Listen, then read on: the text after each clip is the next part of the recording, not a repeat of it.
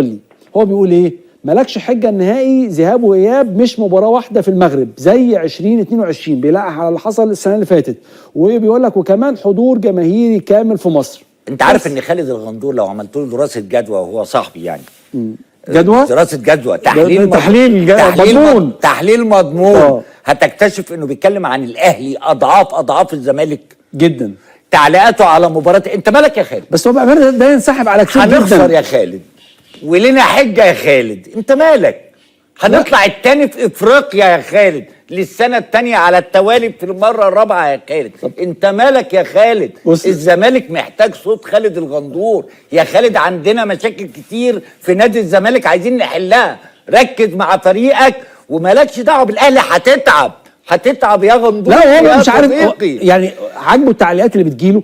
انت بتقول ايه؟ هو ملوش غير الاهلي. تعال بص، تقريبا 3 منشورات كلهم عن الاهلي. 3 منشورات في يوم واحد. يطلع في برامجه مالوش شغلانه غير الاهلي كأن الزمالك يعني الزمالك فرقه كبيره يعني اتكلم عنها يا اخي. طيب خالد الغندور والجمهور بتاع الزمالك فرقتهم خرجت من افريقيا، بس هم ما شاء الله مكملين للمباراه النهائيه. وبعد كده رحت انا قايل يعني انا بعتذر ان انا جبت يعني اسم كابتن محمود الخطيب رئيس الاهلي في قناه الزمالك. بس اعتذرت على ما قلتش ان انا بعتذر اللي هو للكابتن محمود الخطيب. مش قامه كبيره، لا خالص. لا يعني انت كنت بتعتذر للكابتن محمود الخطيب ولا بتعتذر انك جبت اسم الكابتن محمود الخطيب في قناه الزمالك؟ لا بعتذر للمنظومه بتاعتي الزملكاويه ان انا جبت يعني اسم رئيس النادي الاهلي. طب وايه المشكله في كده؟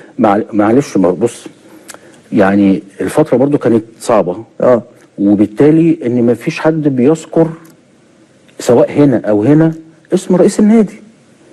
معلش يعني انا فاهم الفتره دي. فقلت ان انا مش المفروض ان انا ما اقولش يعني اسم رئيس النادي الاهلي في قناه الزمالك. هل تم توجيه اللوم اليك من خالص؟ والله خالص. ايه اللي حصل بعدين؟ هل طلعت في قناه الزمالك من بعديها؟ لا عادي طلعت بعديها. طلعت، بس هي الفكره برضو اللي عايز اوضحها ان انا ما اعتذرتش عشان قلت كده. امال عشان ايه؟ لا ما انا قلت لك ان انا جبت بس الاسم. واد المذيع عايز انه يقول له لما اعتذرت للخطيب مرتضى شلوحك ومشاك من القناه ويدخله في السكه دي، لكن وليد صلاح ما ريحوش.